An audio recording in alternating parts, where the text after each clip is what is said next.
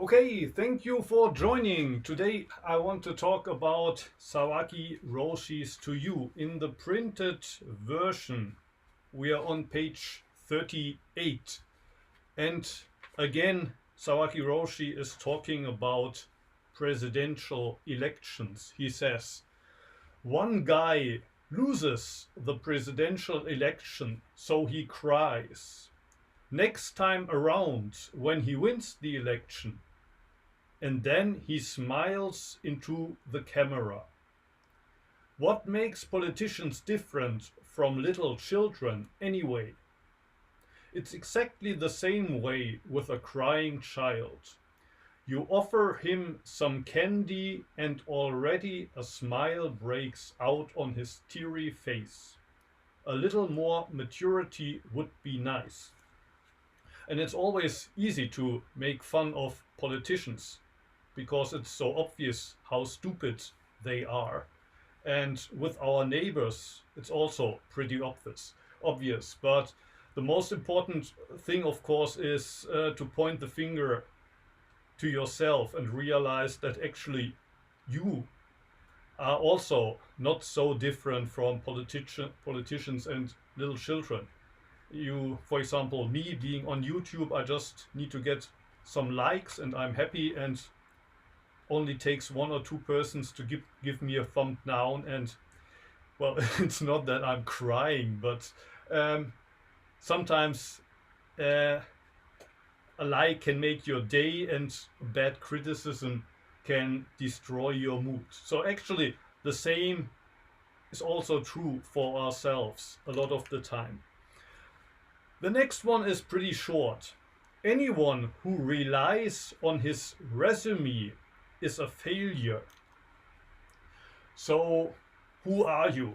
I graduated from this and that university. Or if you are a Zen teacher, I trained in Antaiji for 30 years. I was the last abbot. If you're a yoga teacher, I'm a disciple of this and this guru, and I have this and this license. And Sawaki Roshi says, if that's the way you think, if that's the way your mind works, you're a failure, because basically you're still playing this game. I'm here in the game. I'm this and this rank. And with a little more effort, I will get to the next stage. So, unfortunately, the tradition where I trained, Antaiji, Sawaki Roshi always said Zazen is good for nothing. And he said, I have no, what did he say? I have no graduation from university. I don't have a temple. I don't even have Satori. And so that makes it easy for me. If people ask me, well, are you enlightened? It makes it very easy for me to say, no, I'm not enlightened. Thanks God, I'm not enlightened. But if I had trained in a different tradition, maybe I would also have become one of these people. Wow, I got 3 Kenshos and 1 big Satori, or even 2, whatever. And when you do that, you're still playing the same game. And Sawaki Roshi said, you're a failure. If you are enlightened, you are a failure. If you can do more asanas than your neighbor and you're proud of that, you are a failure. Don't pride yourself about the number of asanas you can do. Don't pride yourself the number of sessions you have set and the number of experiences you had. Okay, maybe up to here. Schwansan, if you like, maybe you can translate. 那我简单的翻译一下，刚刚老师读了有2章，第一章就是一个参政的议员，如果他是落选了的话，就会哭，然后下一次如果他被选上的话，他赢了这个参选的话，他就会对着镜头笑起来。那是什么让这个参议员？那你说这个参议员和这些小孩子有什么区别呢？嗯，其实他们都是一样的，就好像是一个参议员和这些正在哭的孩子们其实是一样的。你给他一个糖的时候呢，他的笑容已经打破他脸上的这些泪水。嗯，所以就是说有更多的物质的需求，有更多的物质享受可能会更好，好像就是这是第一个。然后第二个呢，好像是这样的。然后第二个就是，如果嗯你是依赖于自己的简历的话，那么你就失败了。刚刚老师介绍就简单说了讲了一下，其实第一段呢就是讲的参议员说我们和那个小孩子这些参政的议员，和那些哭的孩子有什么区别？有的时候，当你把你的手指指向自己的时候，你可能就会意识到，其实你和那些孩子没什么区别。意识比较重要，你能否意识到你跟他们一样？就好像吴芳老师说，他在 YouTube 上面有很多的，他有很多的呃追随者吧，有很多的人 follow 他。然后，如果别人给他一个喜欢的话，他可能你这一天都特别高兴。但是如果有那么几个人给他了不喜欢的话，好像就一下影响了你的心情一样。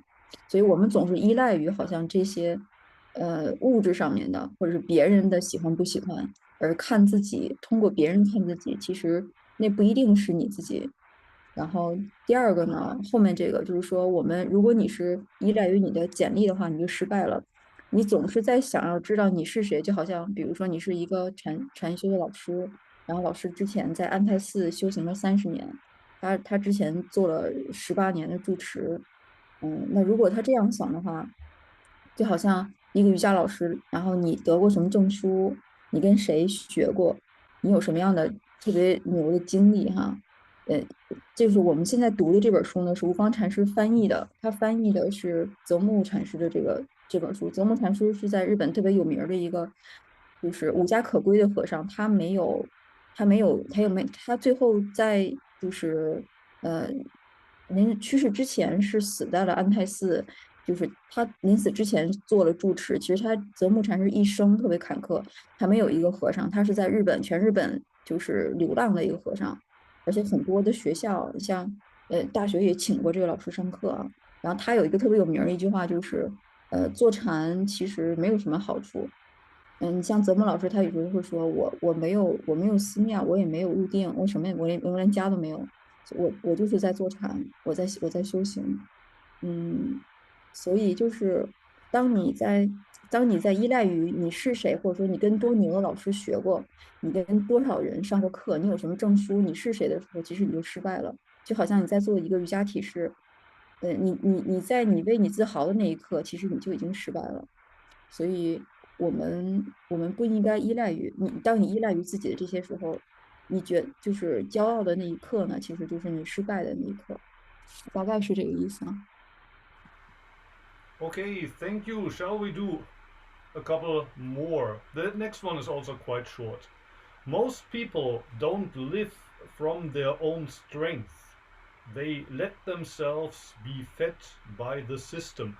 I think what Sawaki Roshi means is not that you don't work and rather rely on welfare, but rather what he means is you're running in the hamster wheel like everybody else. You participate in the rat race and you do it well, you play the game well enough so that it's enough to support yourself. But basically, you're fed by the game. You participate in the game just enough so that you have enough to live. But that doesn't mean to live by your own strength. You're not independent. You have no, how would you say, both feet are basically in the rat race. You have no independent position from which you could, how do you say, take a calm look on the game.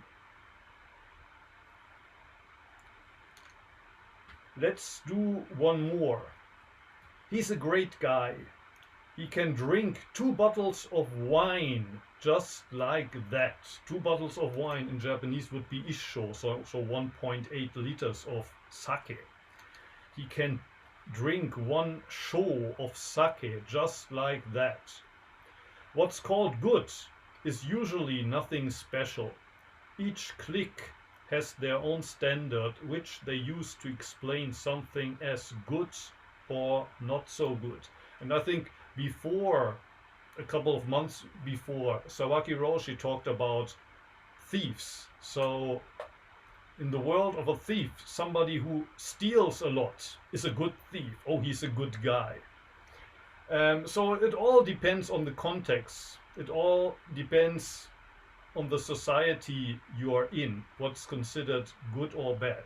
So being, wow, you're a cool guy, you're a good guy, doesn't mean much depending on the people who say it. Just as these likes that you get on SNS don't really mean much. And one last one. People are impressed by strange things. You only need to be a little different, and the whole world is impressed. So it's all about individuality today. You need to be just a little bit different. But we don't realize that the fact that we are here right now at this point of time, at this exact place in the universe, that alone makes us special. We don't need to get another tattoo. We don't need to get a special car. We don't need to live in a special house to be important or better than the others. The fact that you are here in this moment, that alone makes you special. But that's what we usually oversee. We think, well, everybody's here. There's 8 billion peoples on this planet right now. It doesn't make me special. It makes you special. It makes you special if you live this one day to the full. That makes you special. Okay, so much from my side. After Schwanzan's translation, if you have questions or things that you would like to share, you're welcome to do so. 然后后面老师读了3个小段儿，我简单翻译一下。第一段就是，很多人他其实并没有依赖他自己的能力而生存，他们好像总是依赖于一个体系、一个组织。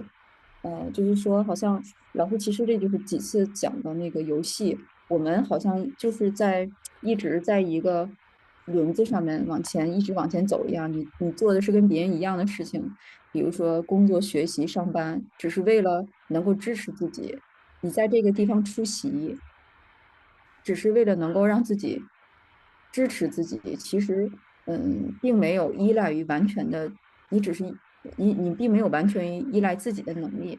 比如说你去工作，然后你去上学，或者是你去干什么的时候，其实你只是出席了它，一直在这个游戏当中，并没有让你有一个更好的生活。我们大部分人其实都不是独立的，没有一个很难没有一个独立的角度，或者是独立的方式来看，从这个游戏当中跳出来看到这个游戏。然后下面一段是，嗯有一个有一个好像觉得自己很厉害的一个人，他他可以喝2瓶啤酒，或者喝2瓶酒啊，日本的那个米酒，可以喝2瓶酒的时候，就好像我们就说这个人很厉害，日本那个酒劲儿很大，如果这人能喝2杯的话，我们就哇，这个人好厉害，他很棒，嗯。然后但是当别人说你很棒的时候，其实也没有什么特别的，因为每一个集团、每一个组织都有他自己的角度，他们自己来解释哪些是好的，哪些是不好的。就是我们几个月以前呢，读了一个泽摩禅师另外一句话，就是说一个贼，不管你是劫富济贫，还是你偷了一个小的东西，贼没有大小，只要你偷的东西就是不好的，没有特别好和一点不好，或者没有一个好的贼和一个不好的贼，就是或者说比如说我们现在这些人，别人说你好，或者说你不好，其实都是没有意义的。因为大家的角度是不一样的，每个人这个好和不好是取决于他站在哪个地方，取决于是谁在说。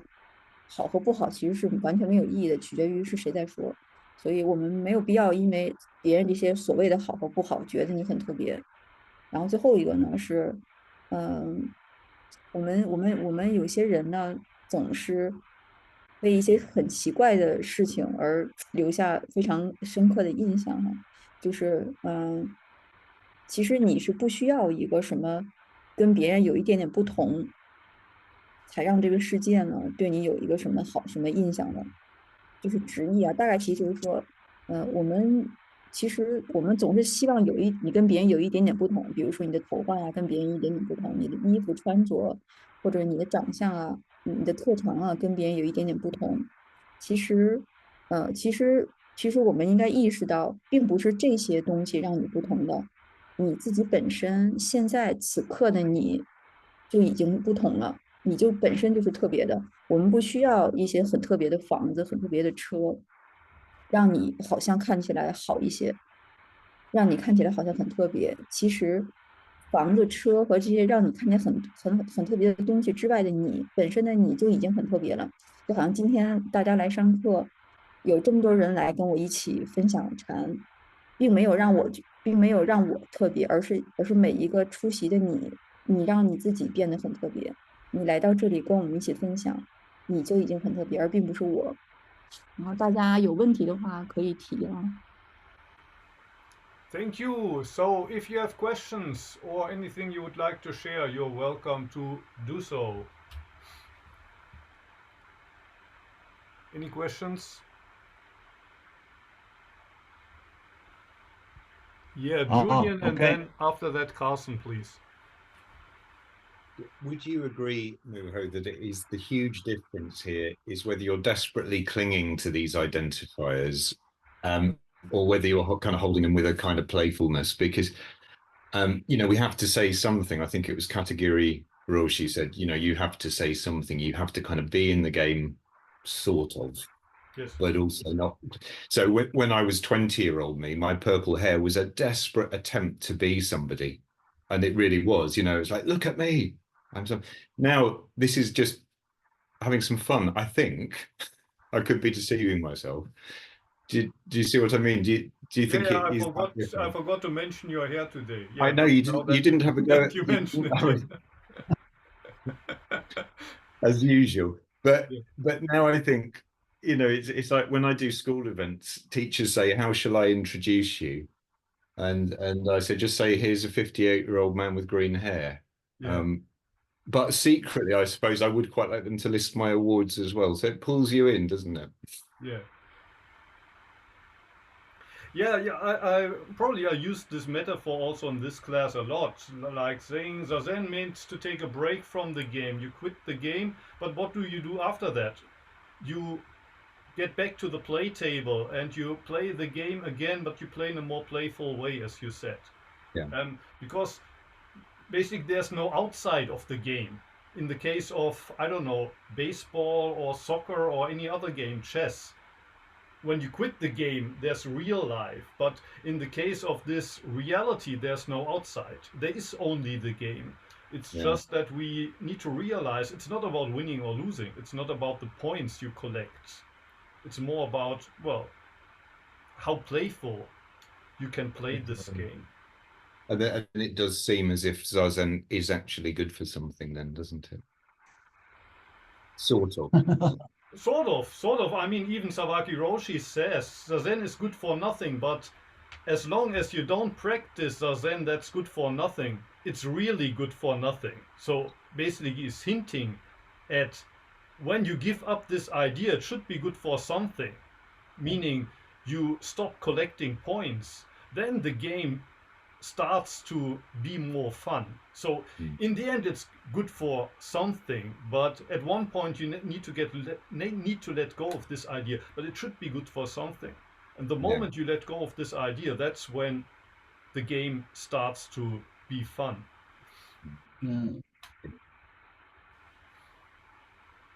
Carsten also raised his hand, I think.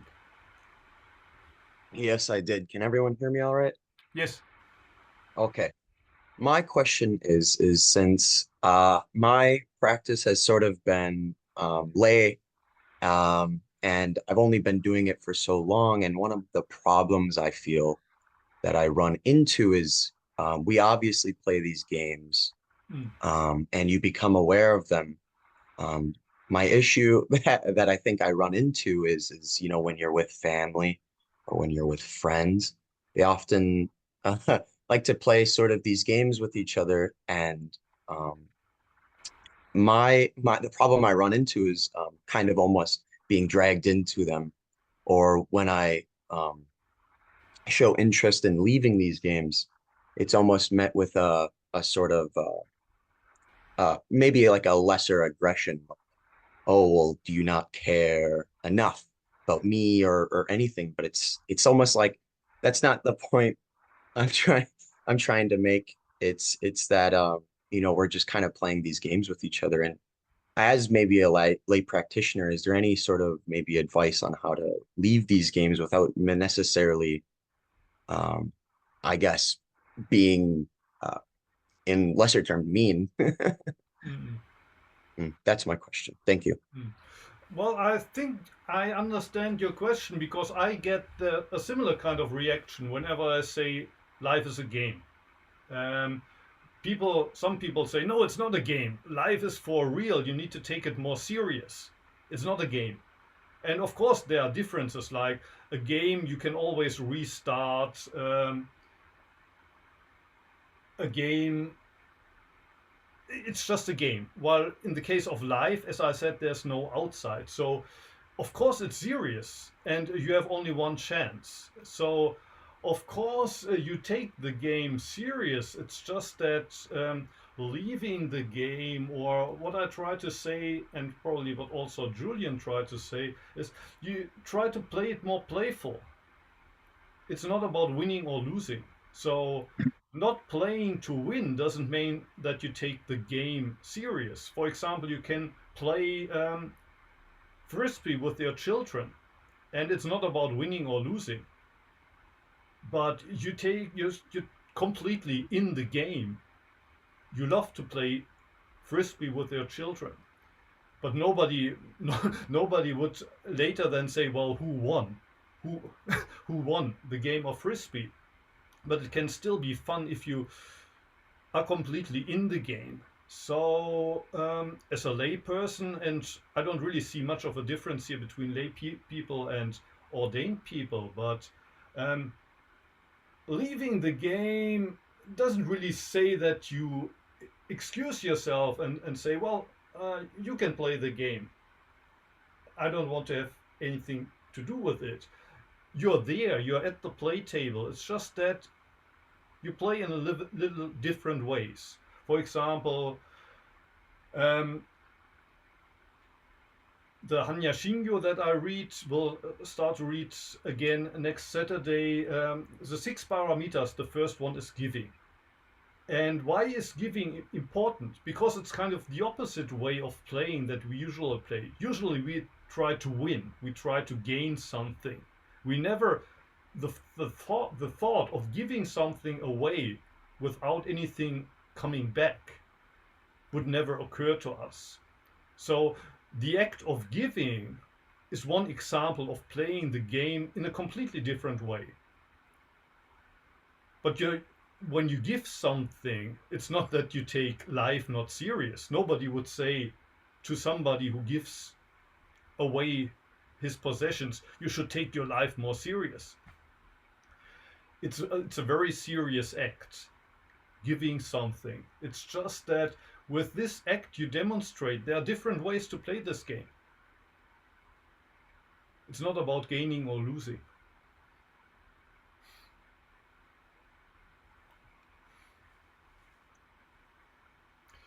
Werner, please.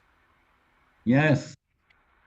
I was also thinking about the sentence from Kodo Sawaki, Zen is good for nothing. Yes. And now I found for me an understanding I try to explain. When I was starting with Zen, I was a very eccentric person, and I gained always something from Zazen. Zazen should help me to become a good actor. Zazen should bring me to a good stand on the earth. Zazen should make me a powerful person, which is respected from everyone. Yeah. So I wanted to have many things from Zazen. And now, okay, and now I'm an old guy, yeah, about 70. And now I found out I am not so eccentric anymore. Yeah. Mm. So I do the same. I will not say exactly for nothing, but I realized it helped me to become less eccentric. Yeah. And when I'm not so an important eccentric person anymore, and the life is becoming more easy. Yeah. I do not have so many trouble with people anymore. Yeah. And I can play the game in a more relaxed way. Yeah. But I have the advantage. I'm 70 and I have a pension. So I do not have to worry about money, but which is also a thing that makes the life more easy. But now I start really slowly to enjoy my life. Yeah. Took long time. So that's all. That's the meaning from me. Zen is good for nothing. Yeah, there's nothing to gain. Only let go the egocentric mind. Yeah, that's the thing. Great, beautiful. Thank you. Anything else you would like to ask or share? Tanya, please. With this giving as a good thing to do and letting go of all possessions, there can be some misuse. I don't know if you heard about this scandal about Yoga Vidya in Germany, where people have to work out of this giving nothing, giving all their lives to this Yoga Vidya ashram, and they when they are ill, they are fired, and they have no security. And I think this is a risk, or there can be misuse of this good intention. Yes, yes. Because it's not only about possessions. I mean, giving away all your possessions to a guru itself is dangerous, but it's also about giving your body and mind completely, entrusting it. So when you join a sangha, you join a teacher, you should make sure beforehand that you won't be misused, because the same thing also happened in Zen circles. That people's trust and people's willingness to let go of all their also mental ideas and their ideas of right and wrong. For example, also Dogen Zenji says, when you do Zazen, forget about right and wrong.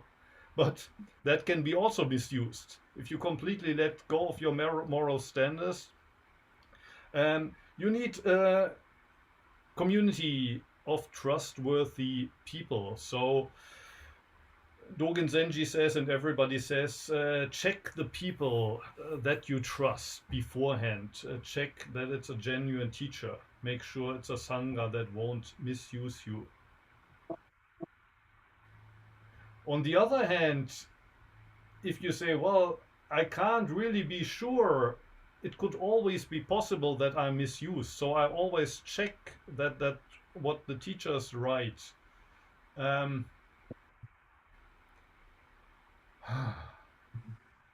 At least from my experience, at one point you really have to be willing to make this unconditional jump and trust the teacher. So if you always kind of have this doubt in your mind, maybe he or she is misusing you, it's impossible to make this jump and totally give up, what I call dying on the cushion. And that's not only on the cushion, it's in daily life. At one point, what Werner said about this being less, how do you say, eccentric. This, it's not about me, to totally give up. At one point, you need this trust. So make sure that you're in the right environment when you totally let go. Make sure you have a teacher that's trustworthy. How does this work in Antaji? How do you deal with this security and financial stuff of the people come there working there because they lose their social security for this time? You don't have any kind of money for later when you don't earn money anymore, rente, you know?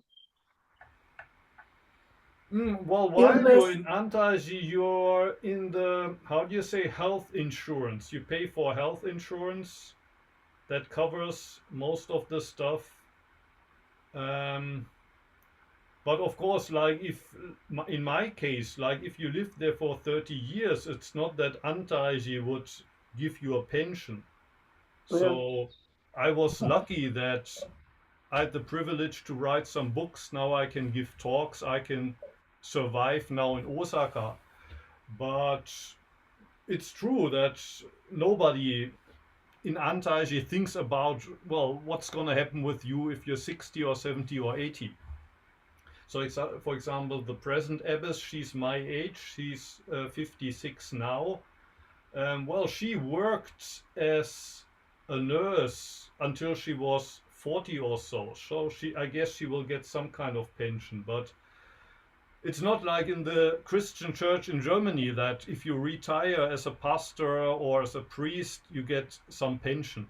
So in that respect, you don't have safety, but you should have a home. You should have a home somewhere in the Soto sect, I think. You could say you should have, but you don't have. That's not the case in Soto. One thing that you can always do, which I do sometimes, you can still stand on the street begging, for example. Of course, there's the question: what if I can't beg anymore? What is if I sit in a wheelchair? Well, in theory, you could also be begging in a wheelchair. Of course. Yeah, of course. But I personally, I don't have any worries in that respect because when I beg, people usually give me enough money. I can survive for a couple of days. So I don't really worry about that.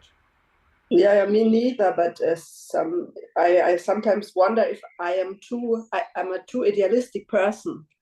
So when my husband told me about this scandal with Yoga Vidya, I started to think, oh yes, well in the Zen tradition there might be the same problems. People give their lives to their community, and when they're older, what does happen to them then? Yeah, they should be cared about from some other people, younger people from the community, and I don't see how this is working, but I don't know the monastic settings of Zen. I just know the lay practice, and in lay Zen we work and we get our pension maybe, or maybe I work till I am 80.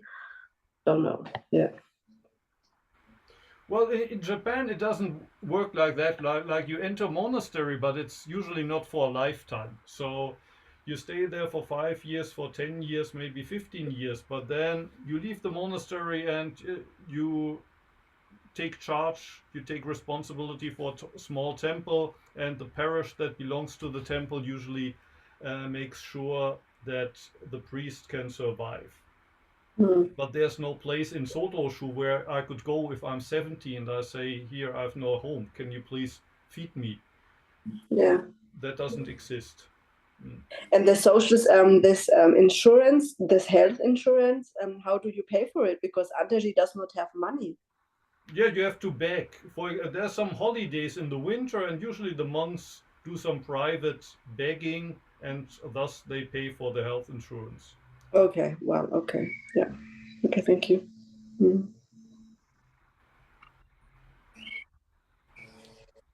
Any other questions or anything else that you would like to share? Yeah. Yes, please, Werner. You are speaking about trust, yeah, in Sangha and the community. And I was reading many stories about the sexual misuse in America, yeah, done by Zen masters, yeah, famous Zen masters. Also, you find it in Tibetan Buddhism, and south of France was a center where there was a big misuse. And this is a chapter that makes me sad, yeah, really sad. And my opinion is a master, a Zen master or a Theravada master or a Tibetan master should not have sex with pupils, with students, because in my opinion, this is a relation where somebody is depending to other person, yeah, and this other person, which is the teacher, the master, has then so much power about his student, yeah, and yeah, it has to be stopped in the sangha, yeah, and it has to be discussed, yeah. For example, in Thailand, where I am in Theravada, they speak nothing about that. They keep it down, yeah, and it's not fine.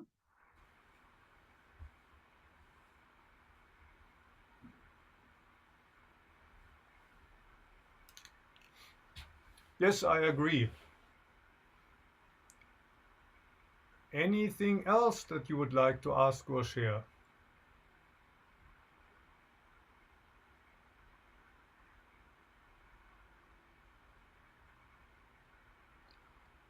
It's already 10 past 9 here in Japan, so if you have no more questions, nothing else you would like to share, next week, next Monday, again, we return to the Hanya Shingyo. So if you like to join, same time, same place.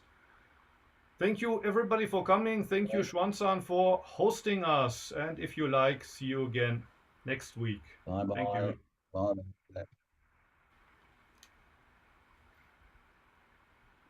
Bye.